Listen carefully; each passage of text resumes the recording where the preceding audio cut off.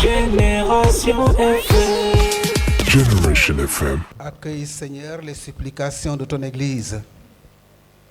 Pour celui à qui nous allons imposer les mains, répands sur lui ta bénédiction toute puissante par Jésus le Christ, notre Seigneur.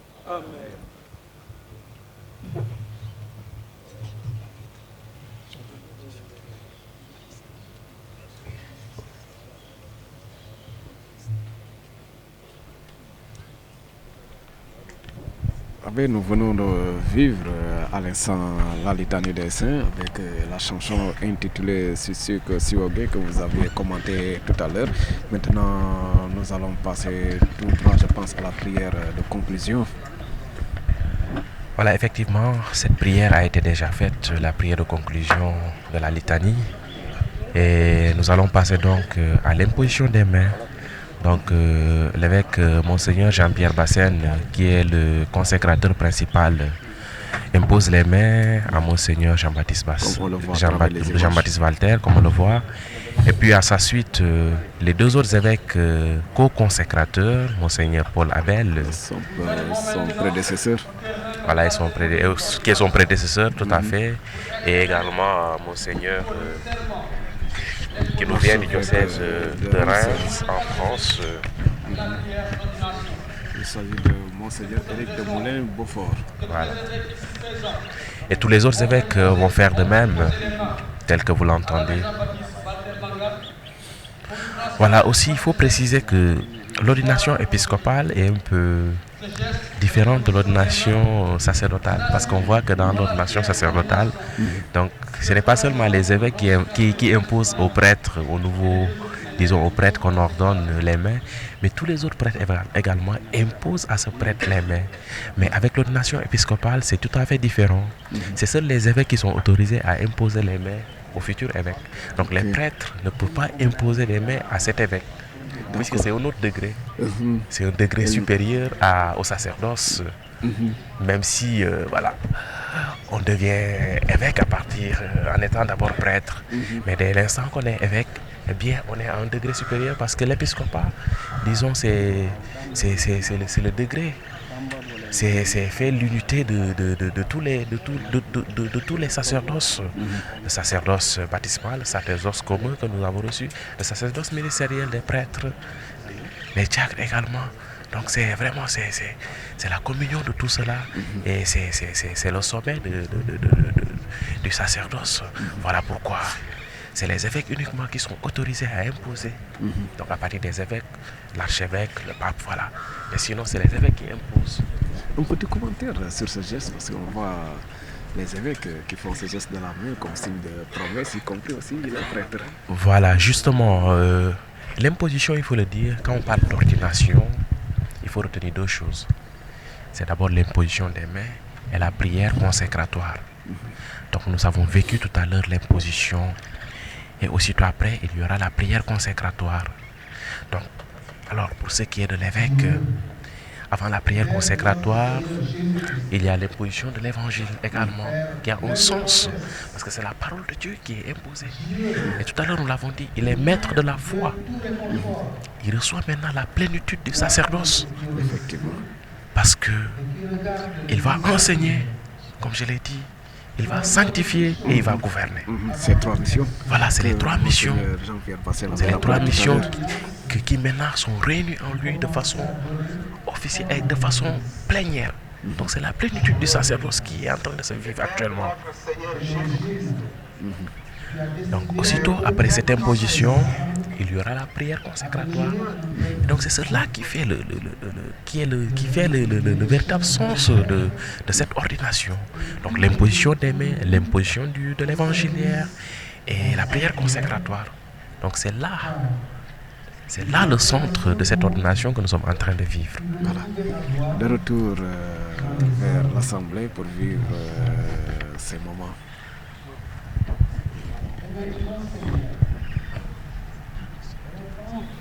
Sur celui que tu as choisi, la force qui vient de toi, l'Esprit souverain que tu as donné à ton Fils bien-aimé, Jésus-Christ.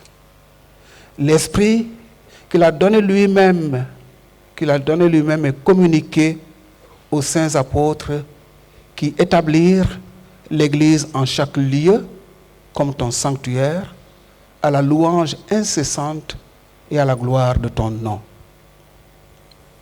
Père, toi qui connais le cœur de chacun, donne à celui que tu as choisi pour l'épiscopat de remplir sans défaillance la fonction de grand prêtre et de pasteur de ton peuple saint en te servant jour et nuit. Qu'il s'emploie sans relâche à intercéder auprès de toi et à te présenter l'offrande de ton Église. Accorde-lui, par la force de l'Esprit qui donne le sacerdoce, le pouvoir de remettre les péchés ainsi que tu l'as commandé. Qu'il répartisse les ministères comme tu l'as disposé toi-même et qu'il délie de tout lien avec l'autorité que tu as confiée aux apôtres, que sa bonté et la pureté de son cœur fassent de sa vie un sacerdoce qui te plaise. Par ton Fils Jésus-Christ, par qui te sont rendus à toi, notre Père, la gloire, l'honneur et la puissance avec l'Esprit Saint dans la Sainte Église, maintenant et pour les siècles des siècles.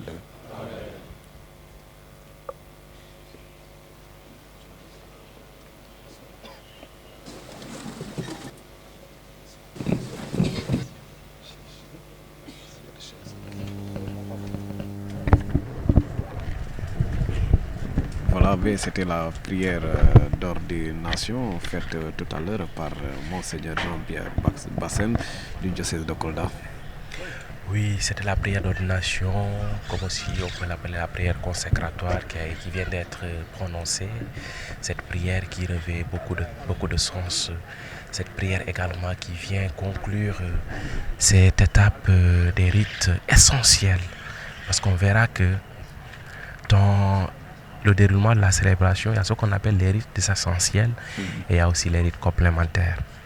Donc les rites essentiels, c'est vraiment ce qui est au centre de la célébration, parce qu'il s'agit là du sens même de cette ordination. Comme je vous l'ai dit, c'est la plénitude du sacrement de l'ordre. Donc l'ordre, on sait que l'ordre, c'est le diaconat, c'est la prêtrise et c'est également l'épiscopat. Donc tout cela réuni aujourd'hui, cet évêque qui reçoit ce sacrement réunit tous ces trois sacrements qui sont le sacrement de l'ordre. Donc c'est la plénitude du sacrement de l'ordre qui est en train de se vivre. Et cette prière consécratoire qui conclut ces rites essentiels est une prière très importante. Et disons, comme je l'ai dit, c'est la prière avec l'imposition des mains et l'imposition du livre qui constitue l'essence de ce sacrement, l'essence de cette ordination épiscopale. Et nous allons poursuivre avec justement les rites complémentaires tels que il est en train de le rappeler. Et comme rite complémentaire, nous verrons que il s'agira de mettre l'onction sur la tête. Et on verra, il est en train de l'expliquer, la mitre, la crosse, l'anneau. Donc tout cela, c'est des rites complémentaires et chaque signe a son sens dans l'Église. Nous y reviendrons tout à l'heure en attendant de vous laisser découvrir et suivre en image ce qui est en train de se faire. Voilà, merci.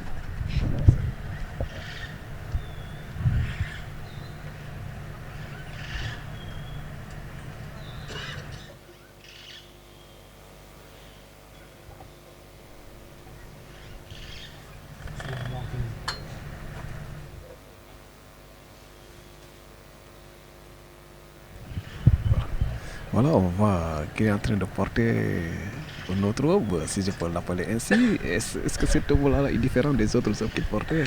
Alors, tout à fait. Alors, il faut remarquer que l'évêque, Monseigneur Jean-Baptiste, n'avait pas encore porté d'aube. Voilà. Vous allez le voir. Il n'avait pas encore mis d'eau. Il a seulement mis voilà, les vêtements d'un évêque qui se prépare à être ordonné. Et ces vêtements, vous verrez que c'est la soutane. Donc, vous avez ce qu'on appelle une mosette en rouge. Et cette mosette est accompagnée vraiment de la barrette. Donc ce chapeau rouge que vous avez vu lors de la procession, donc on l'appelle la barrette. Donc avec la mosette, il y a eu la barrette. Et également, vous avez vu que entre la mosette et le bas, disons, le bas de cette mosette, il y a un tissu blanc qui sort. Et ce tissu blanc, c'est également, comme on l'appelle, c'est des rochers en dentelle qui sont entre. Donc tout cela fait partie de l'accoutrement. Et maintenant, il revêt l'aube, parce que l'aube est essentielle dans la célébration de l'Eucharistie. Vous verrez que l'aube est commune à tous les prêtres. Avant de célébrer, tu te mets en aube. Voilà pourquoi il met l'aube. Il met l'aube au-dessus de la barrette, de la mosette qu'il a portée. Et maintenant, au lieu de la barrette, il va recevoir maintenant les insignes de l'évêque en tant que tel. Ces insignes qui lui permettent de célébrer les sacrements. Ces insignes qui lui permettent d'enseigner et de gouverner. Donc il recevra la mitre, il recevra la calotte, il recevra la pectorale qui est déjà mise, il recevra également l'anneau. Et cela, vous le verrez en dimanche. Voilà. Poursuivons toujours avec les rites complémentaires. Chers amis auditeurs, après le rite, les rites essentiels, nous sommes en train de vivre maintenant ce qui est convenu d'appeler les rites complémentaires. Voilà, on voit un petit bonnet de couleur rose qu'on a l'habitude de voir avec les évêques. Le sens de ce bonnet, abbé? Alors ce bonnet, on l'appelle la calotte. Donc vous verrez qu'il est de couleur violet, différent de la calotte que portent les cardinaux, parce que les cardinaux ont leur couleur. Donc les évêques, vous verrez que les évêques, ils sont toujours en violet. Mauve violet, si on peut le dire. Et les cardinaux, ils sont en rouge. Donc cette calotte est de couleur violette. Donc, et elle symbolise donc la dignité de cette consécration même. La dignité de la consécration, mais également voilà, de son appartenance à la hiérarchie. Parce que l'évêque, il appartient à une hiérarchie. Il appartient au collège de tous les évêques, y compris le pape. Donc désormais, il fait partie du collège de tous les évêques de l'Église catholique. Un moment historique. Ouais, c'est un moment historique. Comme je vous l'ai dit, l'Église est une. Donc tous les évêques sont constitués en collège. Donc désormais, il appartient au collège des évêques à travers cette calotte. Et maintenant, il a reçu aussi l'évangéliaire. Comme je vous l'ai dit, il est maître de la parole. Il a charge d'enseigner et de veiller sur la foi qui se vit dans son diocèse. Il est le premier catéchiste. Voilà, c'est le premier catéchiste, comme on le dit. Et également, il reçoit l'anneau. Et nous savons l'anneau, nous le voyons à travers les mariages. Merci, c'est ce que je voulais dire. Voilà. Il n'y a pas que seulement les mariés. Les mariés qui portent l'anneau, effectivement. Voilà, il y a aussi les évêques. Il y a les évêques qui portent, il y a les religieuses qui le portent, il y a les religieux qui le portent. Voilà. Donc l'anneau symbolise la fidélité. Fidélité à l'Église, fidélité à Jésus-Christ, mais également fidélité au diocèse. Ce qui montre qu'on est lié à jamais avec l'Église. Justement, on est lié à jamais avec l'Église, mais plus particulièrement à son diocèse. Donc l'évêque est appelé à être fidèle à son diocèse, le diocèse qui lui a été confié. Et voilà. Voilà, et maintenant, nous assistons, disons, à la phase finale des insignes, la mitre. Et vous verrez que la mitre a une forme un peu particulière. On voit qu'elle s'élève des deux côtés. Et cela, c'est tout simplement un rappel des deux testaments, l'Ancien et le Nouveau. Donc on verra que c'est l'Ancien et le Nouveau Testament qui sont là. L'Ancien Testament et le Nouveau, c'est ce qui représente les deux côtés qui sont élevés. Et aujourd'hui, on voit qu'il est rayonnant dans cet uniforme. Et après cette mitre, il reçoit maintenant le bâton de pasteur. Et ça, on le voit, les bergers. Les bergers, c'est avec les images de Jésus-Christ qui tenaient, ou bien Saint Paul aussi. Qui tient son bâton et qui tient également sa brebis. Mais également dans nos cultures, on voit chez les Peuls quand ils amènent les bœufs au pâturage, ils ont toujours un bâton. Et pour rappel aussi, lui, il était, voilà, il avait un troupeau qui justement, c'est ça. On le verra dans ses armoiries que c'est effectivement, il essaie de donner sens à cela parce qu'il l'a vécu. Il a été berger, berger de troupeau. Et maintenant qu'il est appelé à être berger des âmes, berger des fidèles du diocèse de Ziguinchor. Et voilà, nous voyons que là, il remémore toutes ces armoiries. Là, il est officiellement évêque du diocèse de Ziguinchor. Et aussi d'où l'appel du Christ quand il disait aux pécheurs, venez, je vous ferai des pécheurs d'hommes. Lui, en ce moment-là, il est le berger de tous les hommes. Il est le berger et voilà, ce bâton aussi, c'est rappelle que voilà, c'est pour tout simplement dire au Seigneur merci. Voilà, tu es avec moi, ton bâton me guide et me rassure. Tel que le psaume nous le rappelle, ce bâton qu'il tient, le guide et le rassure. Parce que le bâton aussi nous rassure, parce que quand on a un bâton, on est rassuré que les dangers qui viendront, bien, on pourra se défendre avec ce bâton. Effectivement. Ce n'est pas pour taper, ce n'est pas pour frapper qui que ce soit, mais c'est un bâton qui montre que voilà, le Seigneur est avec moi. Et tant que j'ai ce bâton, je m'appuie sur le Seigneur et je ne pourrai pas tomber. Nous savons que le bâton, en comparaison avec la canne que nos grandes-mères ou nos grands-pères ont, c'est tout simplement pour le soutenir à marcher, pour les aider à se tenir debout, les aider à se déplacer. Donc c'est la même signification avec cette crosse qui est le bâton épiscopal comme on l'appelle. Donc le bâton du troupeau, le bâton du berger, le bâton de ce pasteur, de l'évêque Monseigneur Jean-Baptiste Walter. Il le tient bien parce que voilà, c'est rassurant pour lui. Et on voit la croix dans ce bâton. Une croix à l'intérieur. Voilà, et vous verrez que c'est à travers cette crosse qu'il bénira désormais l'assemblée, le peuple de Dieu. Et lorsqu'il bénit, à la fin d'une célébration, il utilise cette crosse pour bénir. Et également, il la tient également lorsqu'il bénit dans d'autres circonstances. Donc ce bâton est là pour le rassurer, pour le guider. Parce que le Seigneur est avec lui. Et c'est très beau.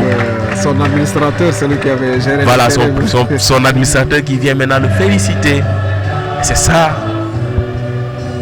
C'est vraiment beau, des moments vraiment des moments très émouvants. Et puis voilà.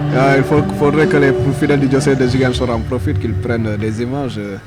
Franchement, c'est des moments historiques, comme j'ai. Génération FM. Generation FM, the best radio. Génération FM.